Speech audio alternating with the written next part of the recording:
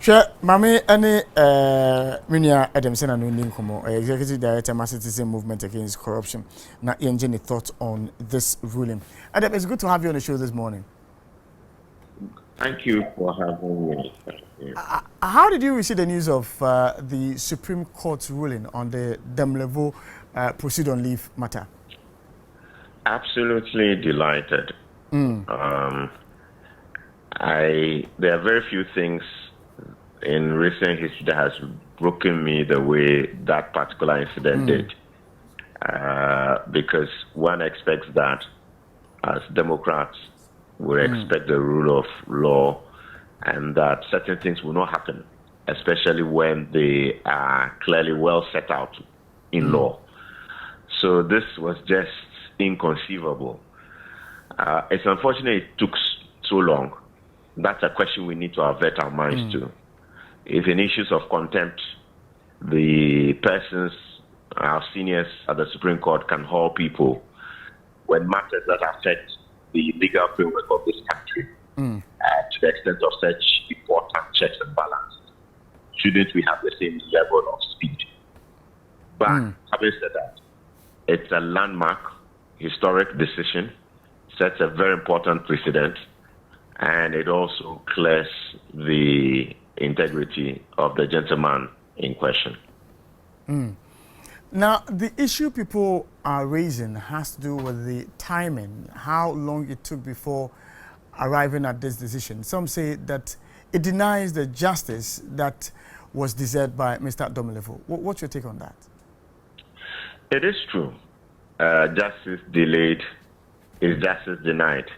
But we also say better late than never.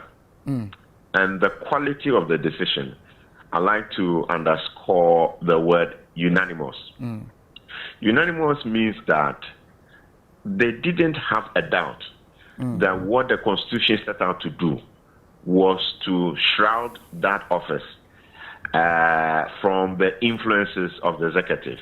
And it therefore ensures that moving to the future, anybody who attempts to do the same thing, every one of us will to say that, this is a no. So, yes, there were a number of things that we would have loved reversed, which he has lost. But I think that in the scheme of things, Ghana has won.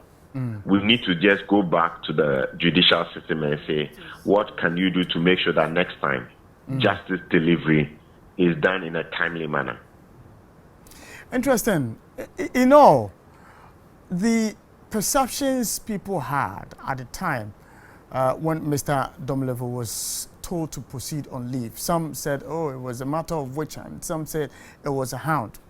With this ruling, what do you expect that the executive would do moving forward when it comes to such situations? Well, honestly speaking, it means that whoever was advising the president themselves probably needs some tutoring in the interpretation of the law and the Constitution. And being mindful of that, they should do some consultation. Because honestly, this was one issue where the entirety of civil society in their minds were that, but this is a no. And it didn't make matters any better when they then extended the leave days. I can't remember, was it 120 to 100 and something else? It almost seemed as if, because you've asked, we'll even make it more. Which is not the kind of democratic posture we're expecting.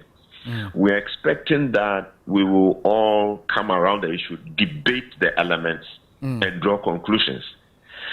So you are right that, look, the posture was very, very alarming, and we are hoping that for the future, our leaders would do the consultation and do the kind of things that align with the law, so that we don't at the end of the day begin to feel like, well, did we go or did we come? Did we choose leaders who really want to promote the right thing? Or is there some other agenda we are not being told? What does this ruling do to our quest to fight corruption in terms of perception about the desire and the willingness of government to fight corruption? This Domelevo case. Well, it just, first of all, I mean, the ruling tells you that it is good that we have a third arm of government, the judiciary, that has the opportunity to review what has been done and tell us whether it's right and wrong. As you know, that's one branch of government. So the executive is just one branch. So whereas the executive took a decision that everybody was saying that, look, there's everything wrong with this decision, and they refused to respond. On the other hand, another branch of government, the judiciary, has unanimously said that, look, that was a wrong decision. It tells you that your democracy is thriving, at least in that sense. Now, the fact that the executive got it so wrong raises red flags, and that is where is the way in which some consultation could be done. And we shouldn't assume that the lawyers or the advisors or the experts actually have a strong grasp of what should be done. That is where, going forward, they need to be mindful and do some consultation. Now, what next? Now that the courts have ruled, what should the government do, seeing that they infringed on the rights of Mr. Domelevo? Well, if government were to make a statement aligned with the ruling, accepting that they did something wrong, that would be great statesmanship. We will not demand it, but if they made a statement, I mean, I think that the credit would be to government. I mean, and let me be specific. If the presidency and the executive would make a statement in view of the ruling, and accept that something went wrong, yeah, that would really be great statesmanship. They are consequential matters. I mean, you remember the ruling said that it was wrong for an acting AG or so to be appointed, whereas there was a substantive Auditor General. Yeah. It has implications for what was done and the current office holder. We wait to see what the executive will do about that. For Mr. Domelevo himself, today is his birthday. Happy birthday wherever you are, Mr. Daniel Domelevo. Wow. He's 62, and he's not looking, as he said himself on some of the stations yesterday, to asking or demanding anything. We wish him well. I'm grateful that you made time to speak to us this morning, Adam. And thank you for having me.